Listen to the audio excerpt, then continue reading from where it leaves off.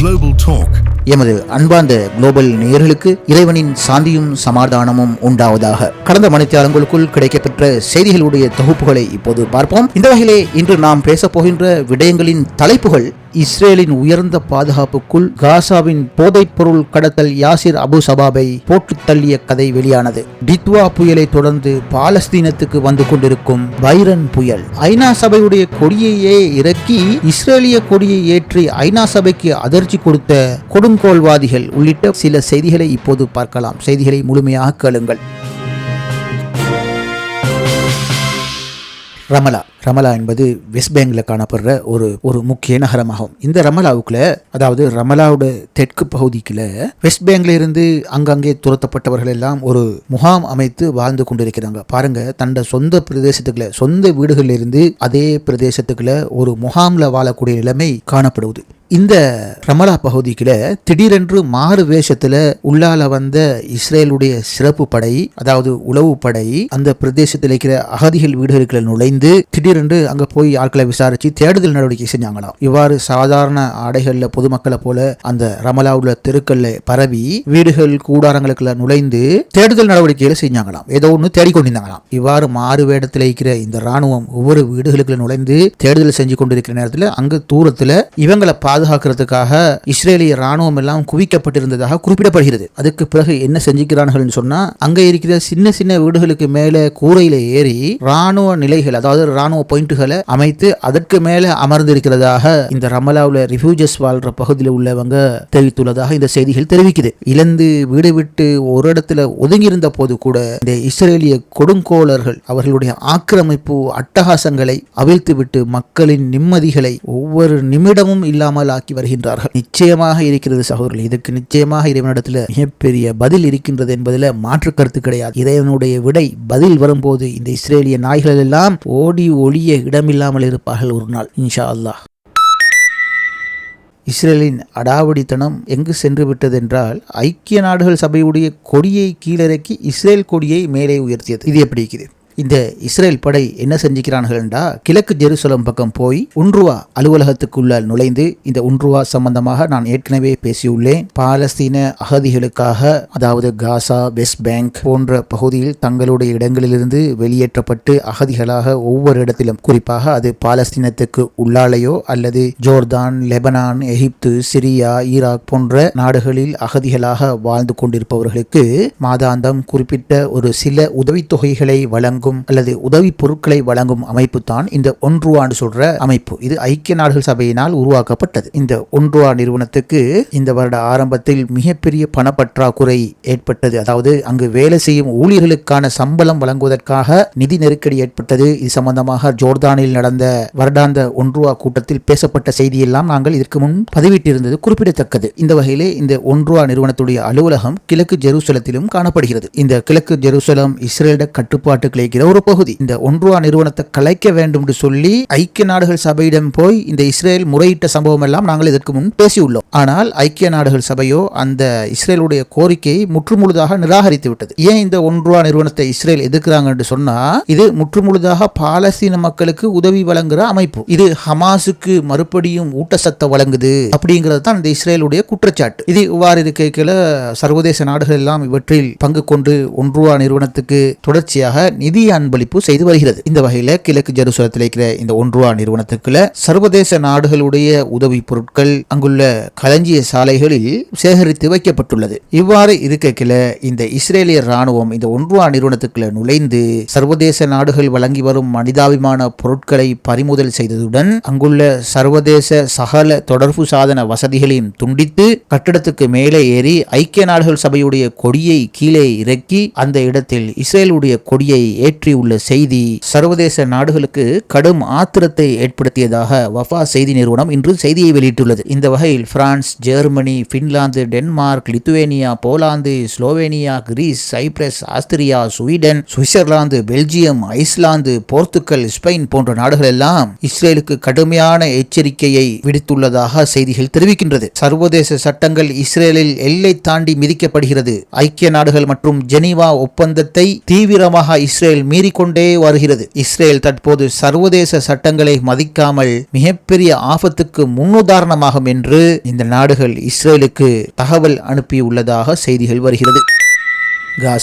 காசாவில் தற்போது மக்களுடைய நிலை உங்களுக்கு எவ்வகையானது என்று நான் கூறி புரிய வேண்டிய அவசியம் இல்லை. மரத்தில இருந்து விழுந்த ஒரு ஆளை மாடு குத்துனா பிடிக்கும் அப்படின்னு சொல்லுவாங்களே, அது போல இந்த காசா மக்களுக்கு வரும் சோதனைகளும் பிரச்சனைகளும் சொல்லிலடங்காது சகோதரர்களே. இவற்றை குறிப்பிட்டு நாம் இறைவனை குற்றம் சொல்லக்கூடாது. இருந்தாலும் மனிதர்களுக்கு ஏற்படுகின்ற துன்பங்களில் பங்கு கொள்ள வேண்டும், ஆக குறைந்தது பிரார்த்தனையாவது செய்ய வேண்டும் என்பதற்காகத்தான் இவ்வாறு குறிப்பிடுகின்றேன். இந்த வகையிலே உங்களுக்கு தெரியும், இலங்கையில் தித்வா புயல் வந்து பெரும் சோகத்தை உண்டு பண்ணியது. காசாவோடு ஒப்பிடும்போது இவை சின்னதுதான். இருந்தாலும் எந்த துன்பங்களில் இருந்தும் மனிதன் எப்படியாவது வெளியே வந்துவிட வேண்டும் என்று தான் சிந்திப்பான். அந்த வகையிலே இலங்கையிலே ஓரளவு இழப்புகள் சரி செய்யப்பட்டுள்ளது என்றாலும் சென்ற இழந்து போன உயிர்களை நாம் திரும்ப பெற முடியாது என்பது யதார்த்தமானது ஒன்று. அது இழப்புத்தான் என்பதற்கான மாற்று கருத்து கிடையாது. இன்று கூட அல் ஜசீராவில் இலங்கையில் நடந்த அனர்த்தம் சம்பந்தமாக மிகப்பெரிய நீண்ட ஆர்டிக்கல் வெளியிடப்பட்டிருந்தது. அதுல மலைநாட்டில் நடந்த அனர்த்தத்தை பற்றி அதிகமாக எழுதப்பட்டிருந்தது. குறிப்பாக இலங்கையிட பொருளாதார தேயிலை தான் முதலாவது இடம். அதாவது இலங்கைக்கு 1000 ரூபாய் வருமானம் வருகிறது என்றால் 500 ரூபாய் தேயிலையிலிருந்து தான் கிடைக்கும். மீதி விடயங்கள் தான் இலங்கையிட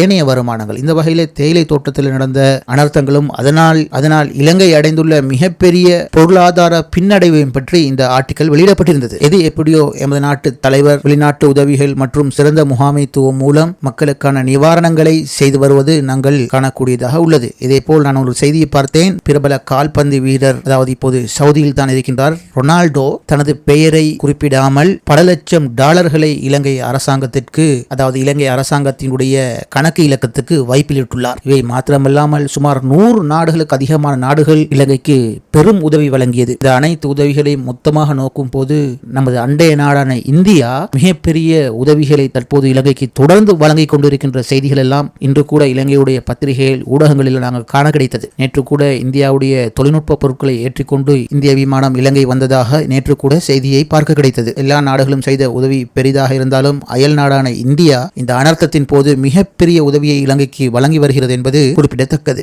இந்த வகையிலே இவ்வாறான உதவிகள் எல்லாம் வரும்போது இழந்து போனதை நாங்கள் மறுபடியும் ஏதோ ஒரு வகையில் சரி செய்து மீண்டும் வாழ்வதற்காக நாங்கள் தயாராகிவிட்டோம். ஆனால் முழு நாடுகளும் உதவிகளை கொண்டு வந்து காசாவை சுற்றி நிற்கின்றது. ஆனால் காசாவுக்குள் யானை பசிக்கு சோளப்புரி வீசுவது போல இஸ்ரேல் அனைத்து உதவிகளையும் தடுத்து மிக மிக சொற்பமான நிவாரணப் பொருட்களை மாத்திரம் அனுப்பி வருகிறது என்பது குறிப்பிடத்தக்கது. இது இவ்வாறு இருக்க ஒரு சோகமான செய்தி ஒன்று காசாவை நோக்கி வந்திருக்கின்றது. அது என்னென்று சொன்னால், காசாவில் புயல் ஒன்று நெருங்கி வந்து கொண்டிருப்பதாக அல் ஜசீரா இன்று செய்தியை வெளியிட்டு வருகிறது.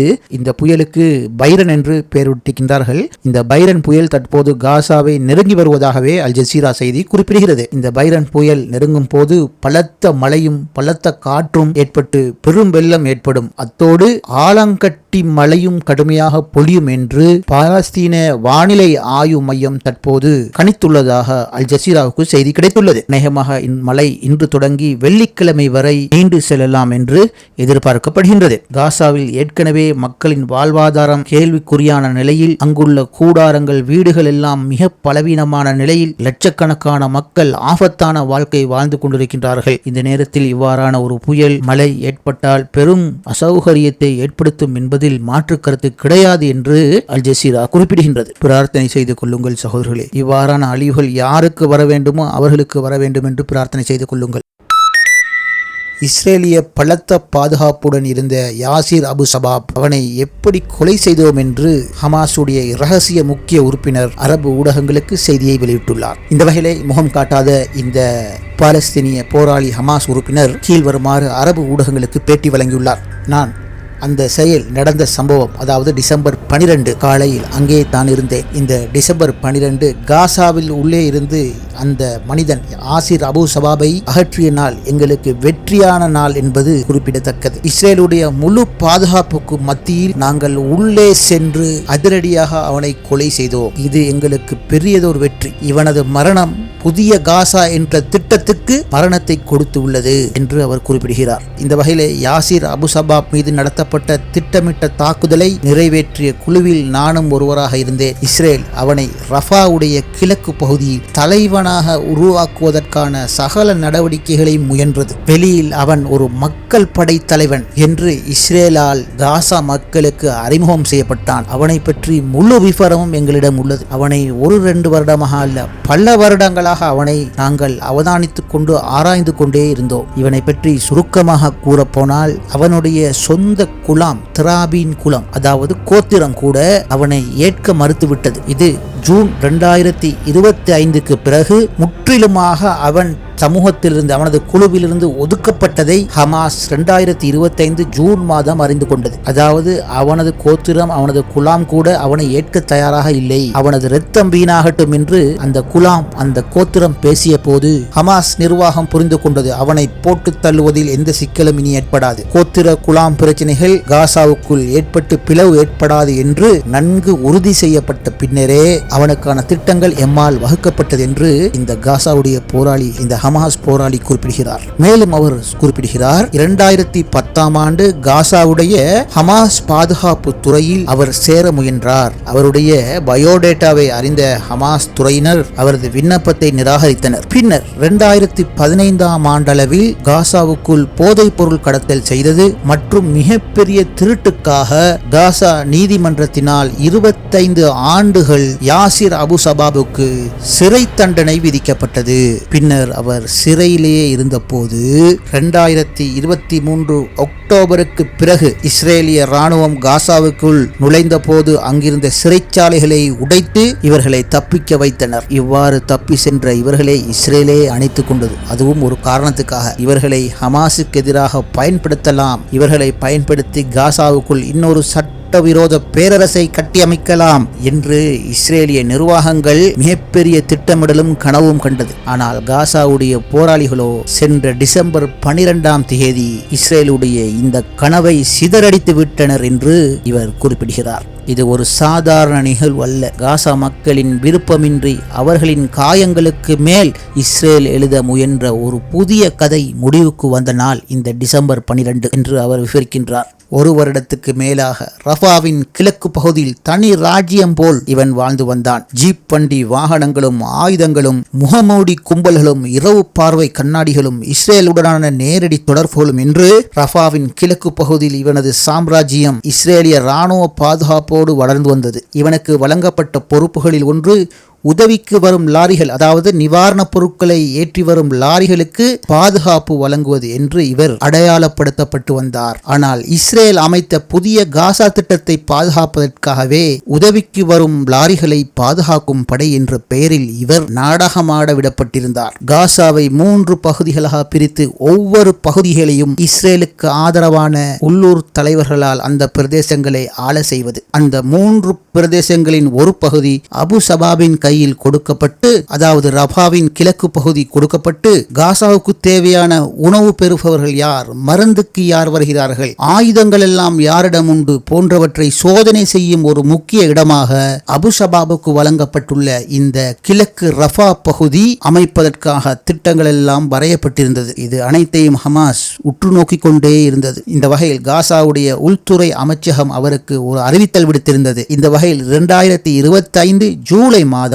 அவரை சரணடைய உத்தரவிட்டிருந்தது. ஆனால் அந்த உத்தரவை மீறி அதற்கு பதிலாக இஸ்ரேலிய ராணுவத்துடன் சேர்ந்து எங்கள் மீது தாக்குதலை அதிகரித்தார். பின்னர் எங்களது கண்காணிப்பு அவருடைய ஃபைல் அவர் மீது நேரடியான நடவடிக்கையாக மாற்றி அமைக்கப்பட்டது. இஸ்ரேலிய படைகளோடு இருக்கும் போது, இஸ்ரேலிய குழுக்களோடு படைகளோடு இருக்கும் போது அவர் மீது நடவடிக்கை எடுத்தால் அது மிகப்பெரிய சண்டையாக மாறும். ஆகவே அவரை தனியாக தீர்த்து கட்ட முடிவெடுத்தோம். யாசிர் அபு சபாப் இருக்கும் பகுதி எங்களது முழு கட்டுப்பாட்டில் உள்ளது என்று இஸ்ரேல் பெருமை பேசியது. ஆனால் அவரை பாதுகாத்து வந்த அந்த பகுதியிலேயே அவரை நாம் முடித்தது முக்கிய செய்தி. பல வாரங்கள் அவரது வாகனங்கள், இயக்கங்கள், பாதுகாப்பு குறைகள் அனைத்தையும் நாங்கள் கவனித்தோம். இறுதியில் அவரது வாகனம் அடிக்கடி தனியே இரகசியமாக செல்லும் சாலைகளையும் நன்கு அவதானித்தோம். இந்த அவதானிப்புகள் யாவும் இஸ்ரேல் கட்டுப்பாட்டில் உள்ள பகுதி என்று அவர் குறிப்பிடுகிறார். அதாவது இஸ்ரேல் கட்டுப்பாட்டில் இருக்கிற புலங்காத, சைலன்ஸ் ஆகிக்கிற, யாரும் இல்லாத பகுதியை கூட ஹமாஸ் பார்த்து கொண்டிருக்கிறாங்க என்கிறது இந்த செய்தி செய்தியிலிருந்து நமக்கு புரிய கிடைக்குது. அது எப்படின்னு தான் நமக்கு தெரியாது. சரி, மேலும் என்ன சொல்றாருன்னு சொன்னா,